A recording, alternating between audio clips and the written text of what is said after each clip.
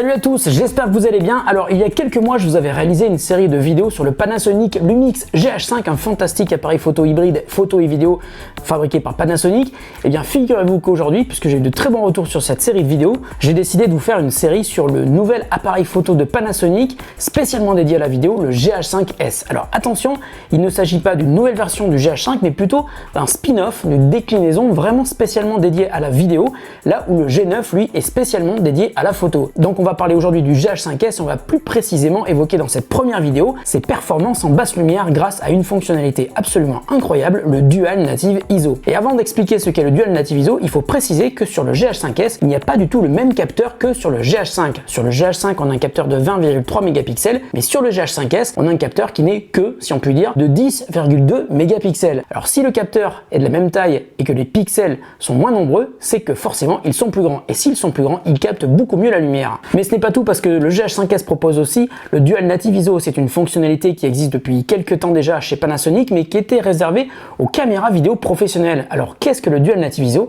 Eh bien d'abord je vais vous expliquer ce qu'est le Native ISO. Sur un appareil photo qui filme aussi en vidéo comme c'est le cas pour celui-là, un appareil photo a un ISO natif. L'ISO natif c'est la sensibilité native du capteur. Et si on s'écarte de cette sensibilité native, donc si on monte la sensibilité, qu'on monte les ISO, eh bien l'image sera bruitée. Pourquoi ? Parce que pour capter plus de lumière, on doit changer le voltage des pixels. Et c'est ça qui crée le bruit sur l'image, c'est ça qui dégrade une image. Et c'est pour cette raison que si on fait une vidéo ou une photo en très basse lumière avec un appareil qui n'est pas performant en basse lumière, eh bien l'image est très bruitée puisqu'il y a un fort voltage sur les pixels pour permettre de faire entrer plus de lumière mais de manière très artificielle. L'idéal est donc de régler un appareil photo le plus proche de son ISO natif. Par exemple sur le GH5 c'est 400 ISO. Et le Dual Native ISO c'est donc la possibilité pour un appareil photo ou vidéo d'avoir deux ISO natifs. Donc on peut s'approcher soit de l'ISO qui est destiné aux basses lumières, soit de l'ISO qui est destiné aux hautes lumières. Sur le GH5S il y a donc deux ISO natifs, 400 et 2500. Ça veut dire que si vous approchez de 400 ou si vous approchez de 2500 ou même si vous mettez sur 400 ou sur 2500, vous n'aurez aucune dégradation de l'image. Et même si vous montez un peu fort en ISO, comme ici 6400, même en basse lumière, l'image sera très faiblement bruitée. Et ça, c'est une des prouesses de Panasonic dans ce boîtier. Dans son GH5S, Panasonic a aussi ajouté la possibilité de ne se focaliser que sur les basses lumières et que sur les hautes lumières. Par exemple, vous pouvez décider de forcer le GH5S à rester dans les basses lumières et pour cela, ça monte à 800 ISO jusqu'à 50 000 ISO, voire même plus si vous activez la sensibilité accrue, ou alors dans les hautes lumières, c'est-à-dire en plein jour, vous pouvez mettre un maximum de 800 ISO, ce qui me permettra d'éviter d'avoir une image bruitée sans raison.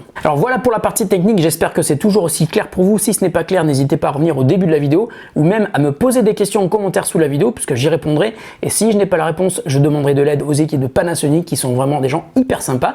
Ils m'ont permis de tester le boîtier en avant-première, donc ça c'est vraiment plutôt cool. Concrètement, comment ça se passe dans la vraie vie quand on filme en basse lumière? Par rapport au GH5, j'ai pu m'apercevoir que le GH5S était encore plus performant en basse lumière et qui permet par exemple de filmer le soir avec une lumière qui est magnifique et qui est très peu bruitée. Malgré tout, si vous avez besoin de débruiter une image, donc de nettoyer une image qui est quand même un petit peu bruitée, il existe des plugins pour ça, mais si vous avez un boîtier qui permet de filmer sans bruit, eh ben c'est encore mieux. C'est pour ça que le GH5S est vachement bien. Donc si vous possédez un GH5 et que vous avez envie d'aller encore plus loin en basse lumière, surtout n'hésitez pas à craquer pour le GH5S, bien sûr si vous avez les moyens. Voilà, c'était la fin de cette première vidéo. On se retrouve très bientôt pour la deuxième vidéo spécialement dédiée au GH5S. On va parler de nouveaux formats vidéo qui sont intégrés dans ce boîtier de Panasonic. Merci, à très bientôt et surtout n'hésitez pas à liker cette vidéo, à partager et à me poser des questions si vous avez encore des questions sur le Dual Native ISO et les performances basse lumière du GH5S. Salut à tous!